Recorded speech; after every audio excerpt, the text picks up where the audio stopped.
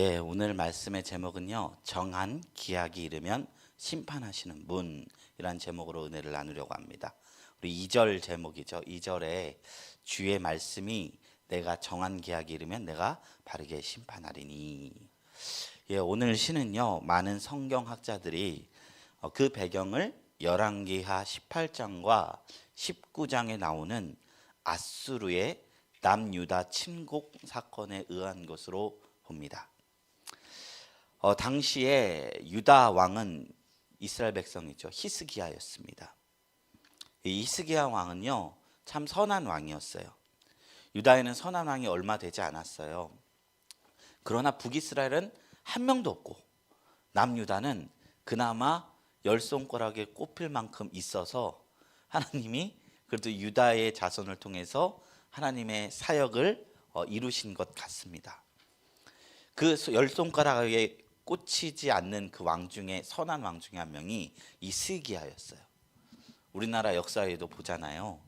우리나라 역사에서 선한 왕이라고 생각되면 세종대왕밖에 안 떠오르시죠. 그처럼 유다도요. 많은 권력자가 있었지만 선한 왕이 그토록 희귀했다는 거예요. 히스기야가 왜 선했냐면 그가 젊었을 적에 신앙 안에서 바르게 나라를 통치하려 했기 때문이었습니다. 그는 종교개혁을 감행했었는데 우상을 철폐하고 특별히 아수르의 우상들을 특별히 철폐했습니다. 그리고 예배를 회복하고 절기를 회복하고 그리고 하나님 보시기에 정직하게 행했다고 성경은 평가하고 있습니다. 그런데 이렇게 나라를 다스리고 있는 때에 중동의 패권을 쥔 아수르가 북이스라엘을 멸망시켜 버렸어요. 당시 유다와 이스라엘은 우리나라처럼 북한 남한처럼 나뉘어져 있었거든요. 근데 아수르가 중동의 모든 패권을 다 잡고 우리 세계사 때 배웠죠. 아시리아 왕국. 그 제국이거든요. 그 조그만한 북이스라엘 멸망시키고 이제 유다를 무너뜨리려고 침공하려 한 겁니다. 처음에 히스기야 왕이 이것을 이제 무마하려고 정치적인 방법을 사용했어요. 그 아수르에 있는 사람들 사절단을 불러서 창고에 있는 모든 은과 성전을 둘러싼 이 금을 벗겨서 곡물로 바치고 우리는 아수르가 지배하는 그 질서에 거스를 생각 없습니다. 그러니 부디 침공하지 말아 주십시오. 이런 방법을 썼어요. 아수르는 잠깐 그 조공받고 물러났습니다. 그런데 아수르가 여기서 끝이었을까요? 그렇지 않았다는 겁니다. 다시 유다를 침공하였습니다. 아수르가 바라는 것은 오직 유다의 멸망이었던 것이죠. 유다는 싸워야 할 때 싸우지 않았기 때문에 뺏기기만 하고 이런 위기 겪은 거예요. 그런데 어찌할 수 없을 만큼 그 아수르 제국이 강했다는 겁니다. 예전에 그런 일이 일어났죠. 지금 북한이 예전에 지금은 좀 덜하지만 한때 막 미사일 발사하면서 미국도 남한도 다 우리의 건세 앞에서는 다 무너질 것이다 이런 식으로 뻔뻔하게 말했잖아요. 근데 2001년도에 정말로 미국에서 9.11 테러가 일어나자마자 그 당시 김정일은 즉시 미국한테 사과했다는 거예요. 우리는 미국이 거스르는 질서에 거스를 생각 없다. 그 테러리스트를 비판하는 성명을 하고 막상 진짜 전쟁할 분위기가 되니까 북한도 미국한테 굽힌 거예요. 아수르는 이스라엘과 접경에 있기 때문에 그 강대국이 이게 쳐들어오니까 히스기야 왕이 절대로 전쟁에서 이길 수 없다는 것을 알고 있던 것입니다. 그러니까 지금 할 수 있는 것이 뭐밖에 없어요? 기도밖에 없는 것입니다. 아무리 왕이라도 권세를 부릴지라도 우리가 인간으로 태어난 이상 한계를 맞이하는 순간이 온다는 것입니다. 히스기야는 즉시 성전에 들어가 굵은 옷을 입고 그저 기도했습니다. 간절히 기도했습니다. 벽을 바라보고 며칠을 기도했습니다. 그러니 하나님께서 일하십니다. 어떤 방법으로요? 사람이 전혀 손을 쓰지 않고 하나님이 할 수밖에 없다라고 말하는 방법으로 일하셨어요. 밤에 아수르의 전선에 여호와의 천사가 나타나서 아수르 진영의 18만 5천 명을 싸그리 전멸시키신 사건이 일어난 겁니다. 이게 조병호 박사라는 사람이 쓴 성경과 5대 제국이라는 책에 나오는데요. 이 사건 때문에 아수르 제국이 바벨론에게 패권을 빼앗기는 계기가 되었다라고 설명을 하더라고요. 75편은요. 이 배경을 가지고 우리한테 말씀을 나누고 있는 거예요. 하나님과는 무관한 삶을 사는 세상의 교만한 통치자들의 맹렬한 공격 앞에 하나님의 사람들이 기도밖에 할 수 없을 때, 폐허로 만들지 마소서, 멸하지 마소서 부르짖을 때 하나님이 그 기도를 들어주신다는 내용인 것입니다. 먼저 1절 말씀을 보도록 하겠습니다. 제가 받들어 봉독드립니다. 하나님이여, 우리가 주께 감사하고 감사함은 주의 이름이 가까움이라. 사람들이 주의 기이한 일들을 전파하나이다. 여기서 아삽은요, 감사를 올려드리고 있어요. 왜 감사하냐? 하나님의 이름이 나에게 지금 가깝기 때문입니다. 성경에서 하나님의 이름은요, 곧 하나님의 존재입니다. 우리가 하나님을 아버지라고 부를 수 있는 것은 하나님과 존재적인 가까움의 관계가 되었다는 거예요. 자신의 삶의 자리에서 자신과 함께하는 하나님의 존재를 느끼며 감사하는 것입니다. 기도의 본질은 이곳에 있다는 것입니다. 우리 기도할 때 눈 감으면 눈앞에 칠흑 같은 암흑밖에 보이지 않습니다. 그러나 그 암흑 속에서 우리가 느껴보는 것입니다. 마음으로 하나님 불러보는 것입니다. 그 이름을 부를 수 있는 것 자체가 우리에게 있어서 너무나 큰 축복입니다. 하나님을 모르는 절대 권력 앞에 나라의 존폐가 흔들리고 있는 이 히스기야 왕에게 하나님께 선택받은 백성들이 심각한 생명의 위협을 받고 있습니다. 악인들은 목소리를 내며 득세하지만 의인들은 바람 앞에 촛불처럼 유약한 상황입니다. 마치 하나님은 숨어 계신 것 같고 악인이 우리보다 더 잘 사는 것 같고 하나님의 은혜와 긍휼은 끊어진 것처럼 느껴집니다. 눈에 보이는 현실은 온통 어두운 뿐입니다. 하지만 시인은 처한 현실과 환경에 갇히지 않고 하나님의 이름을 부릅니다. 그리고 자신과 함께 하시는 하나님 한 분으로 인해 오히려 감사함으로 시작하고 있는 것입니다. 왜 감사할까요? 그게 2절부터 5절에 나오는데 하나님이 심판하시는 하나님이라는 것입니다. 2절 말씀입니다. 주의 말씀이 내가 정한 기약이 이르면 내가 바르게 심판하리니. 심판한다는 히브리어 동사 샤파트가 2절에서는 미완료형 시제로 써졌어요. 이게 뭔 말이냐면 아직 진행 중이라는 거예요. 예를 들어 한국말로 뭐 하면 될까요? 내가 심판하는 중이다가 미완료형이겠죠.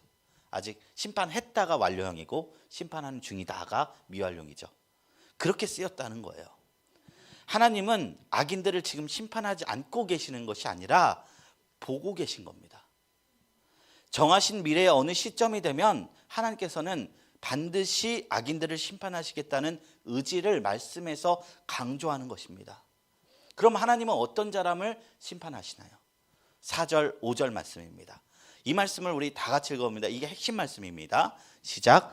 내가 오만한 자들에게 오만하게 행하지 말라 하며 악인들에게 뿔을 들지 말라 하였으니 너희 뿔을 높이 들지 말며 교만한 목으로 말하지 말지어다. 하나님이 어떤 자를 심판하신다고요? 오만한 자들과 악인들을 심판한다는 겁니다. 오만한 자들은 뿔을 드는 자들이에요. 뿔, 자신을 높이고 자신을 빛나게 하는데 모든 것을 다 쓰는 사람들.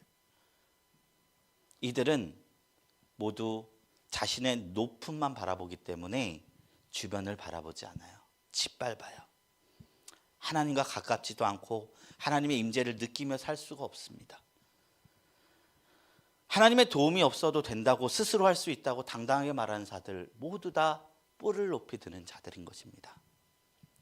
우리가 어릴 적에는 세상의 중심에 서서 모든 것이 자신 위주로 돌아가야 한다는 왜곡된 자신감을 가지고 살아갈 때가 많이 있습니다. 하지만 하나님은요, 오만하고 악한 이들에게 그런 중심적인 삶을 내려놓고 단호하게 경고하십니다. 뿔을 내려놓으면 어떻게 될까요? 우리가 비참해질까요? 그렇지 않습니다. 같이 뿔 내려놓고 있는 자들과 친구가 되어서 하나님의 높으심을 바라보며 행복한 삶을 살 수 있다. 이것이 성경의 가르침입니다. 하나님이 왜 그런 경고를 하시느냐? 하나님이 세상을 다스리고 있기 때문입니다. 3절에 땅의 기둥은 내가 세웠다라는 표현이 나옵니다. 우리 보기에 세상 누가 움직이는 것 같습니까? 힘과 권력을 가진 사람들이 모든 것을 운영해 가는 것처럼 보이지만 그들은 마음먹은 대로 다 하는 것 같고 그들이 삶에 있는 풍성함은 영원한 것 같습니다. 그리고 그런 사람들에 의해서 오히려 하나님의 나라가 훼손되고 질밟히는 것 같고 선한 이들이 당하고 가는 것 같기도 해요.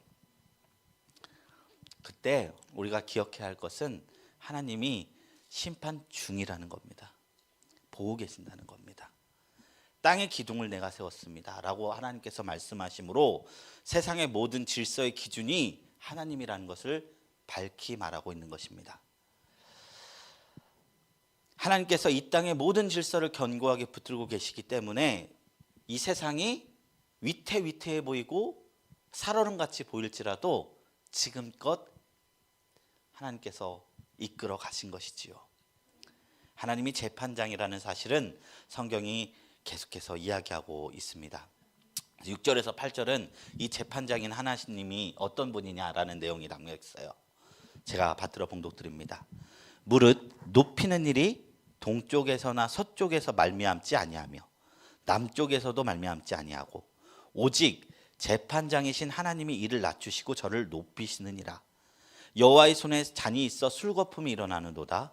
속에 썩은 것이 가득한 그 잔을 하나님이 쏟아내시나니 실로 그 찌꺼기까지도 다 땅의 모든 악인이 기울여 마시리로다. 여기서 높이는 것도 하나님이시고 낮추는 것도 하나님이시라는 말씀이 나오고 있죠. 6절에 보면은 인생의 높음과 낮음을 결정하는 분은 재판장이신 하나님이시라는 겁니다. 하나님은 태산보다 높은 자리에 있는 사람도 하루아침에 그러므로 낮출 수 있고 어떤 조건도 못 갖춘 사람을 높일 수 있는 분이다 라고 성경은 이야기하는 것입니다. 그런데 그중 8절부터 시작된 악인에게 향한 하나님의 말씀에 주목해 봐야겠으면 좋겠습니다. 악인에게는 하나님의 심판의 잔이 준비되어 있다는 거예요. 예언서는요 종종 이렇게 하나님의 심판을 진노의 포도주, 요한계시록에도 이렇게 표현되거든요. 하나님께서 심판하는 자를 위해서 진노의 잔을 포도주를 들고 있다라는 모습으로 묘사해요. 그런데 거품이 일어나고 속에 섞은 것이 가득하다는 것은 술이 잘 익은 걸 표현한 거거든요. 그래서 즉각 쏟아낼 수 있는 방법, 쏟아낼 수 있는 바로 그 직전이라는 거예요. 잘 빚어진 술을, 저는 술을 잘 마시지 않아서 모르지만 마시면 어떻게 되죠? 급하게 취해서 비틀거리게 되죠. 하나님께서는 지금 악인이 당할 심판을 완벽하게 준비하고 계시고 그 잔을 쏟아내실 것입니다. 그때는 하나님의 그 찌꺼기까지 하나님의 진노를 남김없이 악인들이 담당할 것을 성경은 이야기하고 있어요. 우리가 사회가 변화되는 것을 보면요 참 놀라운 지점이 있습니다. 세상에 서서히 변하는 거 생각보다 별로 없어요. 일순간에 한 번에 변하는 것이 사회 변화의 대부분이에요. 제가 정치적으로 이거 많이 느끼거든요. 과거 권위주의 무너질 때 서서히 무너진 게 아니에요. 데모로 인해서 무너졌어요. 사회적으로 우르르 쏟아지면서 변화됐어요. 군대에서 폭력 없어지는 과정 보면 몇 년 사이에 이렇게 서서히 없어진 거 아니에요. 사회에서 폭력 문제 계속 따르고 팡 터지고 그러니까 순식간에 몇 년 만에 그 군인들 그 복지에 신경 쓰지 않은 여론이 터져 나오니까 핸드폰 갑자기 쓰게 하고 월급 100만 원 넘게 준대요. 저 월급 다녔을 때 제가 8만 원인가였거든요. 그때도 그 전에 그 저희 삼촌뻘 되는 분은 그거면은 그냥 막 넉넉하게 살고 올 수 있겠다고 그렇게 말씀하셨어요. 삼촌들은 1,000원, 2,000원 받고 군대 생활했었거든요. 전 8만 원도 괜찮았어요. 먹을 거 다 주고 하니까 가끔 저녁에 맛있는 냉동식품 하나 먹으면 그만이었습니다. 그런데 하루에 뭐 2,000원, 3,000원 쓰니까 한 달 쓸 수 있죠. 그렇게 생각했단 말이에요. 근데 그렇게 완만하게 이렇게 올라가다가 뉴스에서 갑자기 뭐 그걸로 인해서 자살하는 군인들에 대한 이야기가 터지니까 바로 그 다음에 군인들이 이대로는 안 된다. 핸드폰 쓰게 하자. 100만 원 주자. 이게 되는 거예요. 정권의 무능이 쌓일 때요. 서서히 변화하는 방법이 아니라요. 폭발하듯이 일순간에 사회 분위기가 바뀌는 게 우리나라 근현대사 사회였습니다. 교회도 그래요. 300년간 순교하다가 갑자기 로마의 국교가 됐어요. 도적같이 됐어요. 보이기엔 갑작인데 이게 정말 갑작일까요? 그렇지 않죠. 쌓였던 문제들이 보이지 않을 뿐 골마있다 터져 나올 때 그것을 수습하면서 사회가 변화되는 겁니다. 하나님께서요, 참고 참으시지만 변화시킬 때는 일순간에 일하십니다. 물이 99도에도 그대로예요. 100도가 돼야 부글부글 끓어요. 하나님이 진노의 잔을 잠고 이렇게 있지만 그 아래서 악인들은 악을 그냥 행하고 있는 거예요. 위에서 포도주가 끓고 있는지 모르고 이 악이 차고 쫓아서 맥시멈 더 이상 자정도 없고 이 사람들로 인해서 의인들이 모두 시험의 때에 전멸당할 것 같을 때 하나님은 진노의 포도주를 쏟아부으신다. 이것이 오늘 말씀의 이야기인 것입니다. 하나님은 영원히 찬양받을 존재라는 것을 증명시킨다는 것입니다. 그러나 오만하고 악한 그들을 위해 준비된 것은 하나님의 진노입니다. 여호와의 손에 들려있는 잔에 얼마나 많은 진노를 담았는지 이제는 그 잔이 가득 차서 하나님께서 쏟아내실 터인데 잔에 담고 있는 진노를 조금도 남기지 아니하고 오만하고 악한 그들의 입안으로 쏟아내실 것이다. 아삽이 저번 주 시편 74편의 시에서 이것을 깨달은 거예요. 저번 주 74편 말씀 뭐였죠? 신정론이었죠. 악인이 죽을 때까지 잘 살더라. 의인들은 하나님 말씀 잘 들으려고 이렇게 살아가는데 끝까지 고생하며 살더라. 이게 도대체 어떤 일이냐. 하나님께 항의하는 시예요. 74편이. 그런데 하나님이 그 74편 하반부에 뭐라고 했어요? 그들이 미끄러운 곳에 있었다. 미끄러운 곳에 있었다. 아삽은요, 주의 성전에서 기도하면서 이것을 깨달았어요.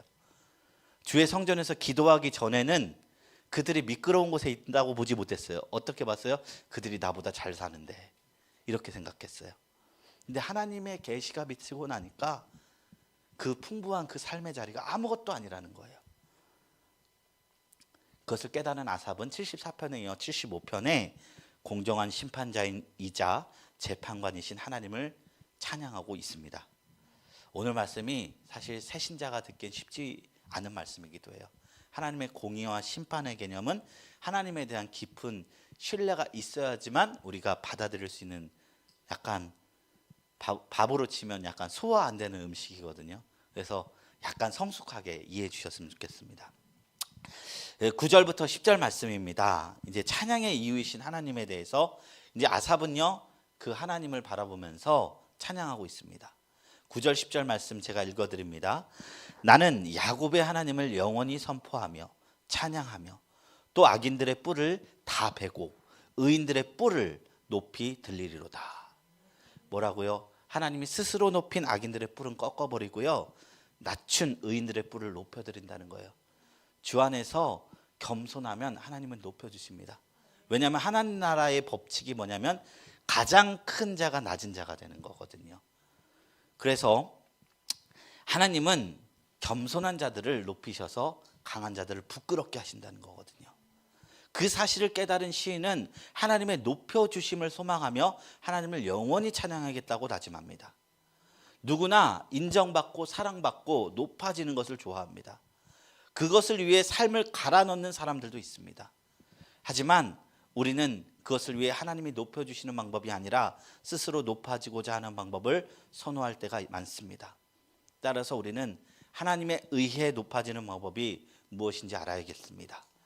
빌립보서 2장 5절 11절 말씀입니다. 제가 받들어 봉독드립니다. 너희 안에 이 마음을 품으라.